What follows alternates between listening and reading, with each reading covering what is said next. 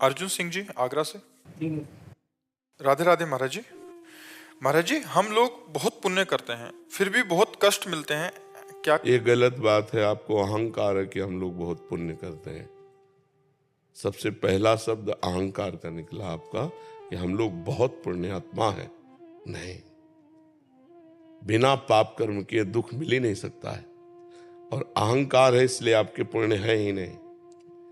अहंकारी कभी पुण्यात्मा नहीं होता। जैसे हमने आपको पानी पिलाया और मैंने 4 लोगों को बता दिया कि बहुत प्यासा था, मैंने पानी पिलाया, कुछ नहीं बचा, ऐसे आपके मुख से निकला मैं बहुत पुण्यात्मा हूं। ऐसा नहीं। जो बहुत पुण्यात्मा होता है उसके मुख से निकलेगा मैं तो बहुत अधम जीव हूं। नहीं, आप तो बहुत पुण्य करते हैं, वो तो भगवान की प्रेरणा से होता है। मेरे में इतनी सामर्थ्य कहाँ मैं पुण्य कर सकूं, वो तो भगवान करवाते हैं और वो गुप्त रखेगा पुण्यों को। तो पहले सुधार करो। जो आपने कहा हम लोग बहुत पुण्य करते हैं, क्या करते हो पुण्य हमें बताओ। हाँ जी, लोगों की सेवा करना है या सहायता करना। ये तो धर्म है आपका, मनुष्य धर्म है, कोई पशु थोड़ी हो।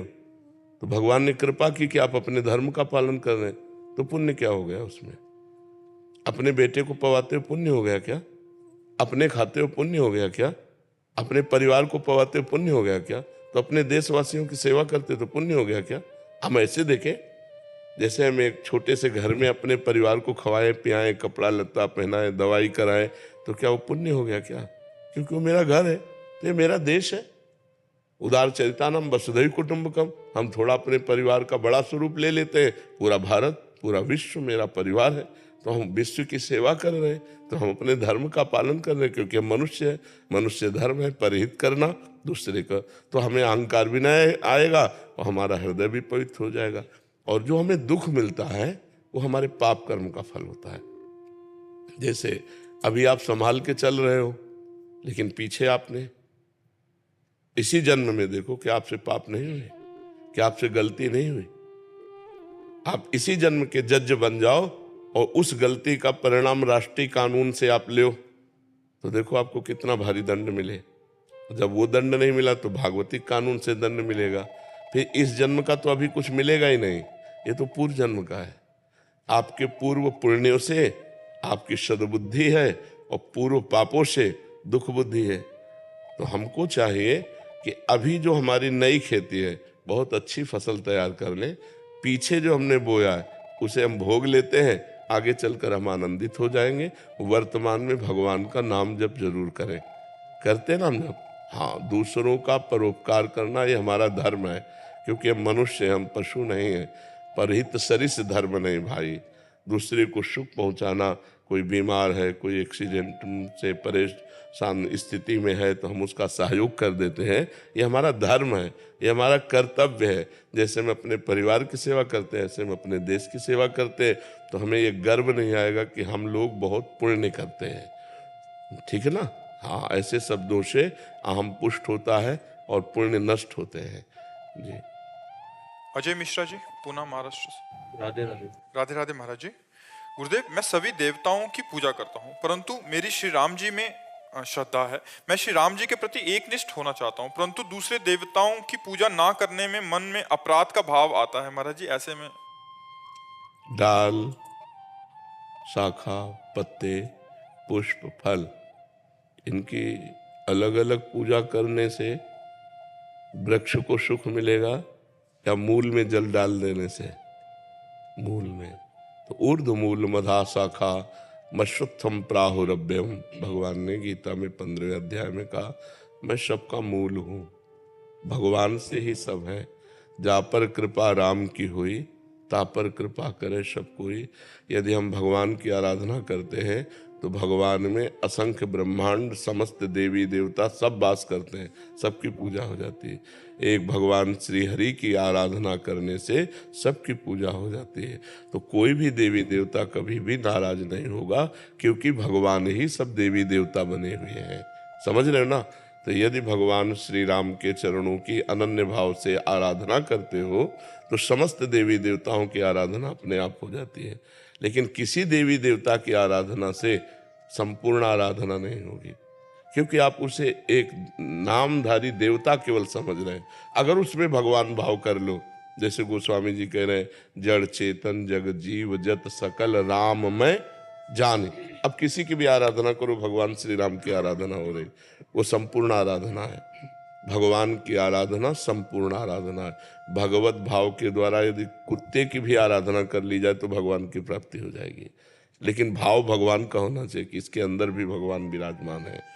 तो जैसे गीता जी में भगवान ने कहा कि देवता की आराधना करने वाले देवताओं को प्राप्त होते हैं, पितरों की आराधना करने वाले पितरों को प्राप्त होते हैं, भूतों की आराधना करने वाले भूतों को प्राप्त होते हैं, और मेरी आराधना करने वाले मेरे को प्राप्त होते हैं। तो फिर सब में भगवान है, तो उनकी आराधना से भगवान को क्यों नहीं प्राप्त हुए? क्योंकि उन्होंने भगवत भाव नहीं किया। पितरों में पितर भाव किया, देवी देवताओं में देवताओं का भाव किया। तो हमें चाहिए कि हम, जैसे गोस्वामी तुलसीदास जी ने सबकी वंदना की है विनय पत्रिका में, लेकिन सबसे यही मांगा कि सिया राम के चरणों में प्रेम हो। अगर हम किसी देवी देवता की आराधना करें भी तो हम उन्हें भगवान के भाव से देखें कि भगवान इस देवी के रूप में, इस देवता के रूप में है, और उनसे वरदान यही मांगे कि हमारे इष्ट में हमें प्रीति प्राप्त हो। जिनको हमने इष्ट माना, राम श्याम शिव जो भी, उनमें हमारी प्रीति प्राप्त हो, कोई अपराध नहीं है। देवता स्वार्थी थोड़ी है। भगवान श्री राम की पूजा करने से समस्त ब्रह्मांडों की पूजा हो गई, क्योंकि भगवान ही सब रूपों में विराजमान है। जी सुदेश जी दिल्ली से। श्री हरिओम। श्री हरिवंश महाराज जी। महाराज जी, कर्म और भक्ति के बीच संतुलन कैसे बनाए? कर्म ही भक्ति है। जो कर्म भगवान के लिए किया जाता है वो भक्ति है, और जो कर्म भगवान से विमुख करने वाला होता है वही बंधन का कारक है। जैसे अपने पति से प्यार करना धर्म है, लेकिन पर पुरुषों की तरफ दृष्टि रखना अधर्म है। अपनी पत्नी से प्यार करना धर्म है, लेकिन पराई स्त्रियों की तरफ गंदी दृष्टि रखना अधर्म है। अपनी कमाई का धन धर्म है, दूसरे की कमाई का हड़पना अधर्म है। ऐसे हम जब देखते हैं तो जो कर्म धर्म युक्त है, जो कर्म भगवान की आज्ञा से किया जाता है वो भक्ति युक्त है, और जो कर्म भगवान से विमुख है, अधर्म है, वो भक्ति विमुख है। भक्ति युक्त और भक्ति विमुख, तो भक्ति विमुख कर्मों का त्याग कर दें और भक्ति युक्त कर्मों को करें। आपका क्या आंतरिक भाव है इस प्रश्न का? महाराज जी, यही है कि कर्म जैसे हम करते हैं तो उसी को हम भक्ति माने, या मतलब हाँ, वही कर्म भक्ति बन जाए। जैसे आप रसोई बना रहे हो, अपने लिए बना रहे हो तो केवल कर्म है, और भगवान के लिए बना रहे हो तो भक्ति हो गया। सुंदर भोग बनाया, भगवान को अर्पित किया, पा लिया, ये भक्ति हो गई। भगवान को अर्पित किया हुआ प्रसाद और संपूर्ण रसोई सेवा, ये भक्ति बन गई। झाड़ू लगा रहे अपने घर में या भगवान के घर में? भगवान के घर में तो भक्ति हो गई, अपने घर में तो कर्म बन गया। पोछा लगा लिया, पति परिवार की सेवा कर रहे हैं, ये भगवान के नाथ सकल संपदा तुम्हारी, मैं सेवक समेत सुत नारी, बढ़िया भक्ति हो गई। भक्ति का कोई अलग ढंग नहीं है। जो कुछ आप कर रहे हो वो भगवान को अर्पित कर दो, और भगवान का नाम जब चल रहा है वही भक्ति हो गया। और भगवान से विमुख होकर बड़े से बड़ा कर्म हो, अहंकार की पुष्टता, वही कर्म बनकर तुम्हारे बंधन का कारण होगा। जब भक्ति युक्त कर्म नहीं होता तो दो प्रकार के कर्म होते हैं, एक पाप कर्म होता है, एक पुण्य कर्म होता है, एक शुभ कर्म होता है, एक अशुभ कर्म होता है। दोनों बांधने वाले होते हैं। मुक्त करने वाला भक्ति कर्म है। तो हम हर कार्य भगवान को अर्पित करें, हर कार्य भगवान के लिए करें। जैसे हमारा शौच स्नान भी भक्ति हो जाता है। अब हम जल्दी से शौच जा रहे हैं, स्नान करके इसके बाद भगवान को मंगला करनी है, नाम जप करना है, भगवान के लिए रसोई बनानी है, भगवान के लिए तो हमारा शौच स्नान भी भजन बन गया, क्योंकि हम भगवान के निमित्त कर रहे हैं। और अपने मनोरंजन के लिए नहाना और श्रृंगार करना वो कर्म बन गया, और वो भक्ति कर्म बन गया। तो समझ पा रहे हैं आप जी?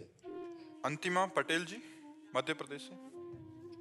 महाराज जी, आपके चरणों में कोटि कोटि प्रणाम। गुरुदेव भगवान, भाव कुभाव अनक आलस हूँ को मानकर नाम जप एवं ईष्ट पूजन कर रही हूँ, किंतु मन में पुनः एक भाव आता है कि भाव बिन सुनी पुकारें, मैं कभी सुनता नहीं। तो प्रभु, यदि मैं मन में कभी भाव न बन पाए तो क्या मुझे भगवत प्राप्ति होगी? हो जाएगी, क्योंकि वस्तु शक्ति अपना प्रभाव दिखाती है, भाव की अपेक्षा नहीं रखती।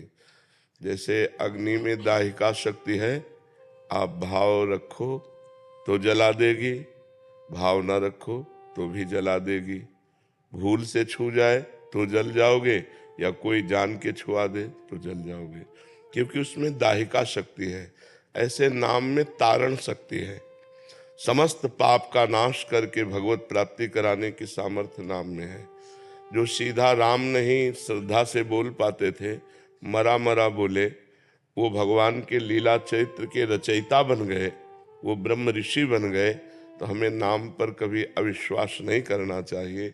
जिस नाम को अपने पुत्र के मिश बुलाया नारायण, और अंतिम समय नारायण नाम निकलने के कारण उनको परम पद की प्राप्ति हुई। उन्होंने नारायण को नहीं पुकारा, अपने पुत्र को पुकारा आजा मिलने। तो अगर हम भगवान को जान करके राम राम हरि हरि कृष्ण कृष्ण राधा राधा बोल रहे हैं, भले हमारा भाव न लगे, पर हमारी जिह्वा के अग्रभाग पर भगवान का नाम विराजमान है, तो अहो वत्सो पश्यतो गरीयान यद जिह्वाग्रे वर्तते नाम तुभ्यम। वो चांडाल भी सर्वश्रेष्ठ परम पूज्य हो जाता है जिसकी जिह्वा के अग्रभाग पर भगवान का नाम विराजमान होता है। तो हमें नाम पर पूर्ण ये श्रद्धा रखनी है कि चाहे भाव हो चाहे कुभाव हो, नाम चल रहा है तो नाम के प्रताप से भगवान की प्राप्ति निश्चित है। ये बात समझो। हमारी भावना कब बनती है? जब हमारी हृदय की मलिनता नष्ट हो जाती है। तो जब अभी हमारा हृदय मलिन है तो हम चंचल हृदय से, कुभाव से, अश्रद्धा से, मन ना लगने से नाम जप कर रहे हैं, तो यही धीरे धीरे मन लगने लगेगा, धीरे धीरे मन पवित्र होने लगेगा, धीरे धीरे भाव बनने लगेगा। और ना भी बने तो अभी हम राम बोला, हरि बोला, कृष्ण बोला, शरीर छूट गया तो हमें भगवत प्राप्ति हो जाएगी। अंतःमति सो गति, हमें बिल्कुल संशय नहीं करना चाहिए इसमें। मयंक सिंह जी। हम महाराज जी, आपके चरणों में कोटि कोटि प्रणाम। महाराज जी, क्या भगवान शिव को मात्र ज्ञान के द्वारा ही प्राप्त किया जा सकता है? उनकी भक्ति में दास्य या सख्य जैसे भाव दशाएं लाई जा सकती हैं? लाई जा सकती हैं, क्यों? भगवान भगवान है। जब भगवान, हम श्री हरि के प्रति ऐसा कह सकते हैं, तो भगवान स्वयं शंकर जी दास्य भाव के आचार्य बन करके हनुमान जी के रूप में राम जी की सेवा कर रहे हैं कि नहीं? भगवान शंकर जी तो हैं, हनुमान जी के रूप में दास्य भाव की सेवा कर रहे हैं। श्री राम जी की प्रत्येक आज्ञा का पालन सिरोधार्य कर रहे हैं। तो राम जी रामेश्वर भगवान की स्थापना करके सेवा कर रहे हैं। भगवान शंकर को अपने स्वामी के रूप में देखें, अपने सखा के रूप में देखें, अपने प्रीतम के रूप में देखें, तो उसी भाव से हमें प्राप्त हो जाएंगे। हम जिस भाव से भगवान शंकर की आराधना करेंगे उस भाव से हमको प्राप्त हो जाएंगे। ये यथा माम प्रपद्यन्ते तास तथैव भजाम्यहम्। जो मुझे जैसे भाव से भजता है मैं उसको वैसे ही प्राप्त होता हूँ। पर प्रायः भगवान शंकर के प्रति माता पिता का भाव या स्वामी का भाव, यही देखा गया है। प्रायः भगवान शिव को प्रियतम पति रूप में तो जगदम्बा जी ने भजन किया है, और प्रायः सबने माता पिता और स्वामी के रूप में भजन किया है। और सख्य, दास्य, वात्सल्य, कांता, सहचरी, ये प्रिया प्रीतम श्यामा श्याम के विषय में, या श्यामा श्याम के ही स्वरूप सिया राम के विषय में बकाया भगवान शंकर को तो जगत माता पिता या स्वामी के रूप में ही प्राय भजन किया गया है। प्रभु, जब आप कहते हैं कि संत निंदा से पुण्य क्षीण होते हैं, तब आपका आश्रय आचरण वाले संतों से होता है अथवा मात्र वेशधारी संतों से? हम कह रहे हैं किसी की क्यों करें, हमें ठेका दिया गया है क्या किसी की निंदा करने का? भगवान ने जिसकी जिसने क्षमता दी उतना ही चल पा रहा है। अब हम अपनी कसौटी पर किसको कसें? हम अपने को कसें। तेरे भावे जो करे भलो बुरो संसार, नारायण तू बैठ के अपनो भवन बुहार। आप अपने नेत्रों को ठीक करो। जैसे आप देख रहे हो ये आदमी निंदनीय है, तो वो आदमी नहीं, उसमें परमात्मा है। आपने देखा? नहीं देखा तो आपकी दृष्टि खराब है। विद्या विनय संपन्ने ब्राह्मणे गविहस्तनी सुनी चुपाके चा पंडिता समदर्शिना। सच्ची दृष्टि ज्ञान की तो ये है कि सब में हम परब्रह्म परमात्मा को देखें, भगवान वासुदेव को देखें। यदि हम ऐसा नहीं देख पाते तो हमारी दृष्टि ही तो खराब है। सब में भगवान है। गोस्वामी जी कह रहे हैं जड़ चेतन जग जीव जत सकल राम मैं जानी। बंदों सबके पद कमल सदा जोरि जुग पान। तो हम किसी की कमियां क्यों देखें? और संत को कैसे पहचान सकते हो? बाहरी लक्षणों से क्या संत पहचाना जा सकता है क्या? उसकी आंतरिक स्थिति क्या क्या जानोगे आप? समझ रहे हो ना? बड़े बड़ों से धोखा हो जाता है। एक बड़े स्थिति प्रज्ञ संत थे, समोसा बट रहे थे तो समोसा खाया, फिर तो समोसा बांटने वाला उनको कहा 2 बार ले चुके, 3 बार ले चुके, और बार बार समोसा तो एक संत थे, उन्होंने उनके मन में आया कि यार हम तो इनको बहुत अच्छे भजनानंदी संत समझते थे, ये तो बहुत समोसा ही को बार बार हाथ पाए। अब उनके विचारधारा को क्या जाने कि 4 समोसा पा लेते हैं, एकांत में 24 घंटा भजन करेंगे, उनकी विचारधारा को कौन जाने। अब वो जो ही आए हमारे गुरु जी के पास आए, जो संत समोसा ले रहे थे उनके प्रति दोष दर्शन हुआ। तो गुरु जी ने कहा दुर्गंध आ रही है, तुम्हारे से दुर्गंध आ रही। तो उनका महाराज जी हम साबुन नहीं लगाते इसलिए। बोले ये दुर्गंध नहीं है, ये संत अपराध की दुर्गंध है, तुम कोई संत अपराध करके आ रहे हो। तो उनका महाराज जी संत अपराध तो हम किसी से मिलते ही नहीं, तो संत अपराध क्या? नहीं, बोले जरूर दे। तो उनका महाराज जी अभी एक समोसा बांट रहा था और एक संत परिचय के थे, बड़े भजनानंदी, और बार बार उससे समोसा मांग रहे। तो हमारे मन में आया कि यार ये, बोले जाओ। महाराज जी ने 50 रुपये दिए, उस समय ये 20 वर्ष पहले की बात होगी, और कहा समोसा खरीदो और उनको समोसा दो जाके, और प्रणाम करके कहो कि मेरी दोष दृष्टि आपके प्रति हो गई, क्षमा करो। तो संतों की मान लो जैसे समोसा बट रहा है, उनके मन में आया कि 4 समोसा पा लेते हैं, बाद मधुकरी नहीं मांगना है, एकांत में भजन करेंगे 24 घंटे। अब आप समोसा मांगते हुए तो देख रहे हैं, लेकिन उनकी आंतरिक वृत्ति को तो नहीं देख रहे हैं। देने वाला तो दे ही रहा है, अगर वो अपमानित भी कर रहा है तो अपमान सहना संतों का स्वभाव होता है। फिर धक्का खा के फिर संतों की महिमा को केवल संत ही जान सकते हैं, बाहरी विचार से नहीं जाना जा सकता। हम स्वयं देखी हुई बात करें, स्वामी परमानंद जी ब्रह्मानंद में मगन रहते थे, और जहाँ कोई बहू बिटिया ऐसे सब जाती है ना दर्शन करने, तो बिटिया तुम्हारे गाय है? बोले हाँ स्वामी। बोले रबड़ी बहुत दिन से नहीं पाया। और ब्रह्मानंद में ऐसे छके रहते कि वस्त्र का भी शरीर के ध्यान नहीं रहता, और अगर कोई बना के रबड़ी ले भी आया ना तो ऐसे छकते कहते आहा बहुत बड़े, अब पा ले बच्चा तुम पा ले। एक मुंह भी नहीं पाया। और अब देखने वाले सभा में लोग क्या समझते, और शरीर का भान नहीं है, ऐसे महापुरुष शरीर का। तो हम संतों की बाहरी चेष्टा देख करके हो सकता है दोष दर्शन कर लें, तो हमें चाहिए कि हम आंतरिक भाव को जानने की चेष्टा करें। संत के बाहरी लक्षणों से नहीं जाना जा सकता। बाहरी लक्षण तो नाटक वाला भी बहुत बढ़िया साधुता का करता है, नहीं? जो नौटंकी नाटक ड्रामे में साधु का रोल करता है वो बढ़िया रोल कर लेता है ना, तो क्या रोल साधु होता है क्या? साधु तो स्थिति होती है, और जो स्थिति होती है वो नाटक नहीं करता है, वो बालवत उसकी चेष्टाएं होती है। जैसे बालक खेल रहा है स्वतंत्र रूप से, घरौंदा बनाया फिर बिगाड़ दिया, बैलगाड़ी जा रही बैठ के जा रहा काफी दूर, फिर पैदल वापस आ रहा है, उसे पूछो कि पैदल वापस आना था तो गाड़ी में क्यों बैठ के गए? उसका कोई मतलब नहीं, खेल है, बच्चे हैं। ऐसे ही संत जो महापुरुष होते हैं उनका बालवत चेष्टा होती है, तो हम देख करके नहीं पहचान सकते। तो हम निंदा क्यों करें, सबको प्रणाम करें। हमको अपने हृदय के दोष देखकर निकालने हैं, दूसरे के नहीं। हाँ, दूसरा कोई हमारा मित्र है और वो हमसे पूछता है तो हम बता देते कि मुझे लगता है कि आप इस जगह गलत हो, अगर इसको ठीक कर लिया जाए तो ठीक है। वो भी सामने, उसके पीछे नहीं तो निंदा हो जाएगी। उससे कहो, डायरेक्ट उससे कहो, तब तो बात समझ। या तुम्हें किसी संत पर दोष दर्शन हो तो हिम्मत है तो डायरेक्ट बात करो, महाराज मैंने आपके प्रति दोष दर्शन किया, आप ये गलत कार्य कर रहे हैं, आप इसका उत्तर दीजिए कि ये गलत है या मेरी दृष्टि गलत है, तब तो बात सही मानी जाए। आप उसके पीछे उसकी निंदा करेंगे तो निंदा करने से आपके पुण्य नष्ट हो जाएंगे। पर निंदा के किए ते आवत नहीं कछु हाथ, मूर्ख पर्वत पाप को ले चल अपने साथ। उसका पाप का ढेर लेकर के चला जाता है, अपने पुण्य नष्ट कर देता है। तो काहे को अपनी जबान से गंदगी बोले, अच्छी बात बोले। स्वाति मालीवाल जी। राधे राधे महाराज जी। महाराज जी आपके चरणों में कोटि कोटि प्रणाम। महाराज जी ये कह रहे हैं, एक सांसद हैं महाराज जी, ये कह रहे हैं इनका प्रश्न है कि बुरे समय में कैसे मन को मजबूत किया जाए और अच्छे वक्त में कैसे मन में अहंकार ना आए, इसके लिए मार्गदर्शन चाहते हैं। जब अच्छे अनुकूलता सम्मान प्रतिष्ठाएं मिलने लगे तो भगवान का दुलार समझे कि भगवान बड़े दयालु हैं, हम पर दया करके अनुकूलता दे दी, और अहंकार ना करे। किसका प्रश्न है?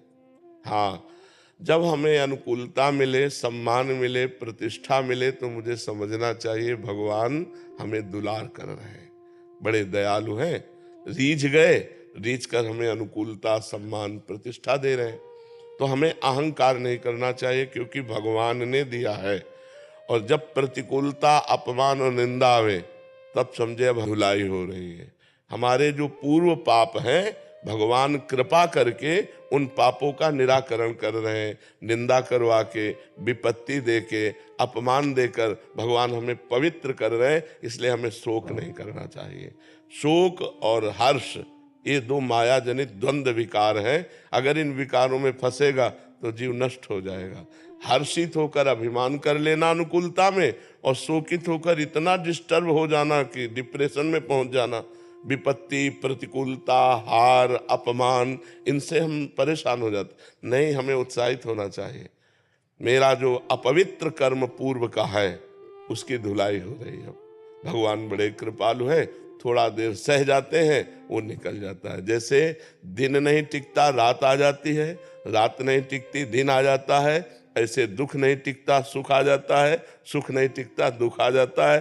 तो इसलिए सुख में फूले नहीं और दुख में प्रभु को भूले नहीं। अगर ये हम पकड़ लें और नाम जप करें तो हम द्वंद्वातीत हो जाएंगे। मान, अपमान, निंदा, स्तुति, सुख, दुख, लाभ, हानि, जय, पराजय, इनसे ऊपर उठ जाएंगे। भगवान ने इसीलिए कहा सुख दुखे समय कृत्वा लाभा लाभो जया जयो। सुख दुख में समान भाव, लाभ हानि में समान भाव, जय पराजय में समान भाव। ये तभी हो सकता है जब हम खूब नाम जप करें। नाम जप से आध्यात्मिक शीतलता होती है। उसी शीतलता में हम निंदा सह सकते हैं, उसी शीतलता में हम स्तुति सह सकते हैं। स्तुति में अभिमान आता है, निंदा में हम टूटते हैं, तो ना टूटेंगे और ना फूलेंगे। ये भगवान के भजन से बल आता है। सत्संग सुनो, नाम जप करो, अनुकूलता में दया देखो, प्रतिकूलता में कृपा देखो। दोनों में भगवान की कृपा है, इसलिए हमें कोई दुख की बात नहीं है। समझ पा रहे?